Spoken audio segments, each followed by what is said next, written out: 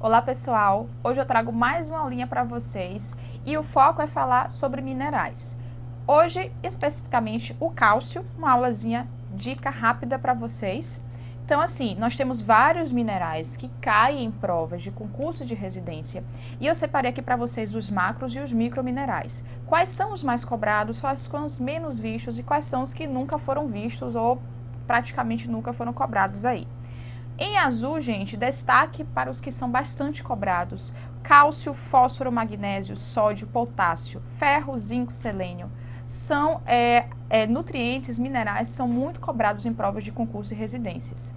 O flúor, o molibdênio, o boro e o manganês, eles têm sido muito pouco cobrados. Então, não vale tanto a pena vocês focarem para estudar eles, tá? Foca o estudo aqui nesses assinalados. Cobre, iodo, cromo, o cloro e o enxofre acontece de vir, né, de vez em quando as provas cobrarem, mas é com muito menos frequência do que esses outros aí. Então, sobre o cálcio, o que é que vocês precisam saber? Coisas básicas, tá, gente? Geralmente as bancas perguntam as coisas mais específicas daquele nutriente e cobram ainda também qual é a recomendação das DRIs, a RDA daquele nutriente. Pega a tabelinha das DRIs e decora dos principais que a gente citou, porque isso cai bastante. Posso trazer uma linha aqui para vocês só com essas recomendações para vocês conseguirem fixar melhor. Então veja só, 99% do cálcio ele se encontra nos ossos e nos dentes. Então a gente aprende isso aí desde biologia lá do ensino fundamental. Então ele tem uma participação ativa na formação dos ossos e dos dentes, participa principalmente também, gente, da contração muscular. Questões cobram essa participação do cálcio na contração muscular. Coagulação sanguínea também depende de cálcio. Ele é importante para ativar várias enzimas de funcionamento para o nosso metabolismo, além da condução dos impulsos nervosos. Então, a gente vê muito, não só a participação do cálcio na formação de ossos e dentes, mas participação na contração muscular, condução dos impulsos nervosos tende a ser cobrado também com o mesmo nível de importância do que a sua participação na formação dos ossos e dos dentes. Principais fontes também questão aqui que é dada para vocês, porque sempre cai. Estuda porque vai cair quais são as principais fontes. Alimentos mais ricos aí de cálcio. A gente sempre pensa, gente, leites e derivados, né? Uma das principais fontes, mas não se esqueçam que os peixes, principalmente a sardinha, também são riquíssimos em cálcio. Vegetais de coloração verde escuro. As sementes também têm uma concentração interessante, a gema do ovo, o feijão, assim como outras leguminosas. Então, fazam essa lista aí de vários nutrientes e dos alimentos que eles são fontes, porque isso também pode cair. Também posso trazer isso aqui para vocês para facilitar a vida de todo mundo. Então, outra coisa importante para vocês aprenderem. O cálcio, nós temos 3 hormônios principais que são responsáveis por regularizar aí esse nível de cálcio sérico, o nível de cálcio no sangue. Quais são eles, gente? Primeiro, a vitamina D3, que é aquela 1,25 de hidroxicolecalciferol. Então, decora esse daí, tá, gente? Porque 1,25 é aquela forma ativa que já passou pelos rins, então ele já se transformou naquela forma ativa de vitamina D que vai facilitar a absorção do cálcio. Ou seja, para cálcio ser absorvido, a gente já sabe que precisa da vitamina D na forma ativa, que a forma ativa dela é 1,25 depois que passa pelo metabolismo renal. Temos ainda o paratormônio e a calcitonina, que eles dois atuam de maneiras antagônicas. O paratormônio ele afeta essa excreção renal de cálcio, aumentando a reabsorção dos túbulos renais.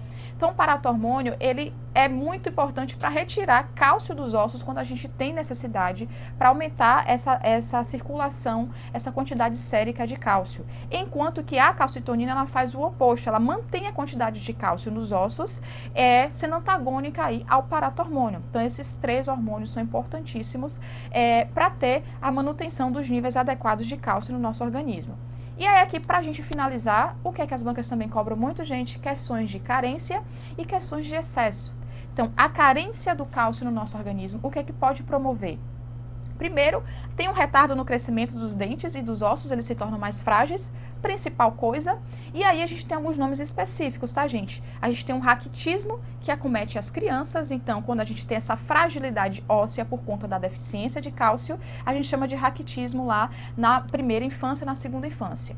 Quando a gente chega na vida adulta, a gente muda essa nomenclatura para osteomalácia. Na verdade, a osteomalácia, a gente tem uma menor absorção de cálcio, então esses ossos eles se tornam mais frágeis. A gente pode chamar de ossos, eles ficam mais moles. Enquanto que a osteoporose, a gente já tem a perda de cálcio.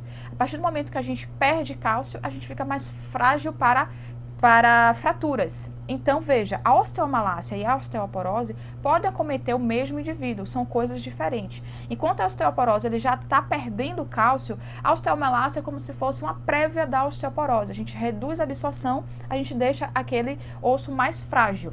Já a osteoporose, a gente perde o cálcio e aí a gente já tem uma fragilidade que leva à fratura, tá? E o excesso também, gente, pode ser cobrado nas provas, então presta atenção aqui no excesso. O excesso a gente já vai ter a calcificação extra aí de ossos e também de tecidos moles, tecidos conjuntivos, eles podem se calcificar.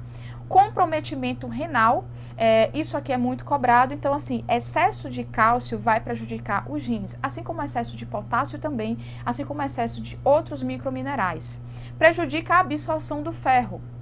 Eles competem pelo mesmo sítio de absorção, então excesso de cálcio ele vai prejudicar a absorção do ferro.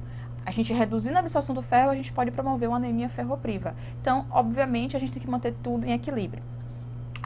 Então, outra coisa importante para vocês não esquecerem, tá, gente? A absorção vai depender, obviamente, da idade, do estado emocional, dos ciclos da vida. E é por isso que aquelas tabelas das DRIs, a gente tem cada faixa etária, cada grupo de crianças, adolescentes, meninos e meninas, mulheres, adultas, idosos, a gente tem uma recomendação que varia aí na quantidade de cálcio, porque cada um vai ter uma demanda específica.